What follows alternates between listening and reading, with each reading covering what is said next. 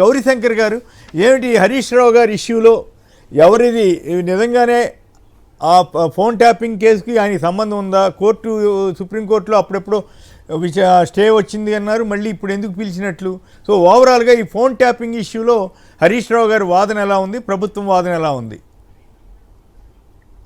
ఇప్పుడు మనకి phone tapping case అంటే ఇది కొత్త ఏం కాదు, ఏళ్ళ నుంచి మనకు వస్తుంది. Generally it is done for anti national activities మనకు భారతదేశంలో కానీ. అండ్ టెలిగ్రాఫ్ యాక్ట్ ప్రకారంగా ఇది ఫోన్ ట్యాపింగ్ ఇప్పుడు ఎవరైనా యాంటీ నేషనల్ యాక్టివిటీస్ కి, దానికి సబర్సివ్ యాక్టివిటీస్ దాని మీద నిఘా పెట్టడానికి పెట్టింది. అది పొలిటికల్ గా కూడా వాడుకుంటారు, ఎందుకంటే ట్రైబల్ అపోజిషన్ పార్టీస్ వాళ్ళు ఏం చేస్తున్నారు, వాళ్ళు ఎక్కడ గుమ్మ కూర్చున్నారు, ఎక్కడ మీటింగ్ జరుగుతుంది, అది జనరల్లీ మోస్ట్లీ ఇవన్నీ ఓరల్ ఇన్స్ట్రక్షన్స్ ఉంటాయి. రిటర్న్ లో ఉండేది మాత్రం చాలా తక్కువ. యాంటీ నేషనల్ యాక్టివిటీస్ లో రిటర్న్ లో ఉంటున్నారు, కానీ ఇవన్నీ మనకి ఇంటెలిజెన్స్ వాళ్ళు చెప్పేది జనరల్లీ ఓరల్ గా ఇన్స్ట్రక్షన్స్ ఇచ్చి వారి మీద నిఘా పెట్టు, కొంచెం చూడు ఎక్కడెక్కడ పోతున్నాడు, ఏం చేస్తున్నాడు అని అంతనే.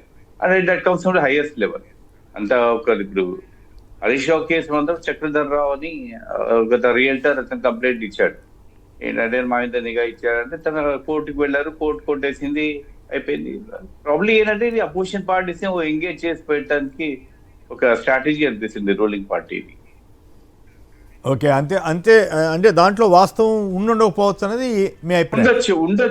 ఉండొచ్చు కూడా. నిఘా మాత్రం డిఫరెంట్ గా పెడతారు. ఏ గవర్నమెంట్ అయినా కూడా, ఈ గవర్నమెంట్ అని కాదు, బీఆర్ఎస్ గవర్నమెంట్ అని కాదు, కాంగ్రెస్ గవర్నమెంట్ లో కానీ, తెలుగుదేశం గవర్నమెంట్ కానీ డిఫరెంట్ గా నిఘా అనేది ఉంటుంది. బట్ టు సర్టన్ ఎక్స్టెంట్ దీంట్లో ఏంటంటే కొన్ని యాక్టర్ల పేరు బయటకు వచ్చాయి, లేదంటే జడ్జెస్ పేర్లు వచ్చేసాయి. దగ్గర 1,00,000 ఫోన్ కాల్స్ ట్యాప్ చేశారని ఒక అలిగేషన్స్ ఉన్నాయి. 1,00,000 ఫోన్ కాల్స్ చేయమని ఏ గవర్నమెంట్ చెప్పదు కదా. 1,00,000 ఫోన్ కాల్స్ తమ అవసరాల కోసమే చేయించరు కదా, రాజకీయ అవసరాల కోసమే చేయిస్తారా? పొలిటికల్ నిఘా పెట్టాలి. అంటే ఇప్పుడు వీళ్ళు అనేది ఏంటంటే బొగ్గు స్కామ్ లో రేవంత్ రెడ్డి గారి బామ్మర్ది పేరు తీసుకొచ్చారు కాబట్టి ఆ కక్షతోటి పొద్దున్న నేను మాట చెప్పాను, సాయంత్రానికి నా మీద కేసు పెట్టారు అని చెప్పి ఇది విచారణకు రమ్మన్నారు అని చెప్పి, పైగా ఆయన మీద కూడా పైగా అక్కడ విచారణాధికారులు మీ మీద కూడా నిఘా పెట్టారు కదా అంటే నేను నమ్మనన్నారట. ఆయన మీద నిఘా పెడితే ఆయన సాక్ష్యం, ఆయన విక్టిమ్ అవుతాడు, కానీ ఈ కేసులో సాక్ష్యం ఇంకోటో అవరు కదా. ఆయన ఏమో నేను నమ్మనని చెప్పాను. హరీష్ రావు గారిది ఏంటంటే ముందే అతను గౌడ్ అతను కంప్లైంట్ చేశారు లాంగ్ టర్మ్ బ్యాక్, అతను నా మీద ఇది పెట్టాడని. అయితే తర్వాత అందరికీ చుట్టుకున్నది. ఒక ఆఫీసర్ ని అరెస్ట్ చేశాక నిజంగా మేము నిఘా పెట్టాము, మేము చాలా మంది ఫోన్ ట్యాప్ చేశాము అని ఒక అలిగేషన్ ఏంటంటే దగ్గర ఆల్మోస్ట్ 1,00,000 ఫోన్ కాల్స్ మేము సర్వేలెన్స్ లో పెట్టాము. బోర్డు దాంట్లో యాక్టర్స్ ఉన్నారు, పాలిటీషియన్స్ ఉన్నారు. అంటే అది కరెక్ట్, ఆల్రెడీ చెప్పారు మీరు. నా పాయింట్ ఏంటంటే ఇప్పుడు నిజంగానే బొగ్గు స్కామ్లో రేవంత్ రెడ్డి గారి బంధువులను లాగినందుకు గాను కోపంతో హరీష్ రావు గారికి నోటీస్ ఇచ్చారు రాత్రి అనేది ఆయన ఆరోపణ, ఆయన కానీ బీఆర్ఎస్ వాళ్ళు కానీ. దాంతో మీరు ఎంతవరకు ఏకీపిస్తారు? నేను డిఫరెంట్ గా ఇప్పుడు అంటే మన సర్కమ్స్టాన్షియల్ ఎవిడెన్స్ చూస్తుంటే అక్కడ తన అలిగేషన్ పెట్టగానే ఇక్కడ నోటీస్ వచ్చేసింది వితిన్ 24 hours లో. కాబట్టి తను అంటారు విక్టిమైజ్ చేస్తున్నారు, కావాలని నన్ను అరెస్ట్ చేస్తున్నారు.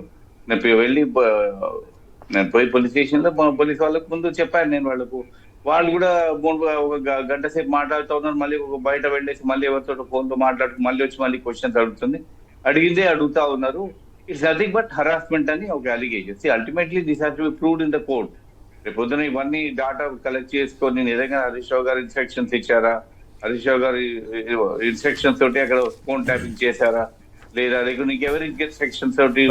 నేను హోంమంత్రిని కూడా కాదంటున్నారు కదా, కేసీఆర్ గారిని కూడా దీంట్లో లాగటానికి ముందుగా హరీష్ రావు గారిని ఏమన్నా లాగి ఉంటారా? డిఫరెంట్ గా వాళ్ళకి ఎంటైర్ బీఆర్ఎస్ పార్టీ లీడర్లు, టాప్ లీడర్షిప్ ని ఎంగేజ్ చేసి పెట్టాలి. వాళ్ళకి ఏదో ఒక కేసులో ఉండాలి. ప్రాబ్లీ అదొక స్ట్రాటజీ ఉండొచ్చు, డిఫరెంట్ గా ఉంటుంది. పొలిటికల్ రైవల్రీ అంటే ఇవే ఉంటుంది కదా. ఏముంటుంది మన కేసు ఒక కేసు వేసుకోవటము, అతను ఎంగేజ్ చేసి పెట్టడం ఫోన్ లో, ఫోన్ ట్యాపింగ్ కేసు కానీ వేరే ఇతర ల్యాండ్ కేసు కానీ ఏదైనా ఒక కేసులో పెట్టేసి అనుకో పొలిటికల్ యాక్టివిటీ తగ్గుతుంది, ఈ యాక్టివిటీ కోర్టు చుట్టూ తిరుగుతూ ఉండడం అని అదొక స్ట్రాటజీ ఉంటుంది. చాలా మంది రైవల్స్ చేసేవాళ్ళకి. ఫైనల్ గా ఏమవుతుంది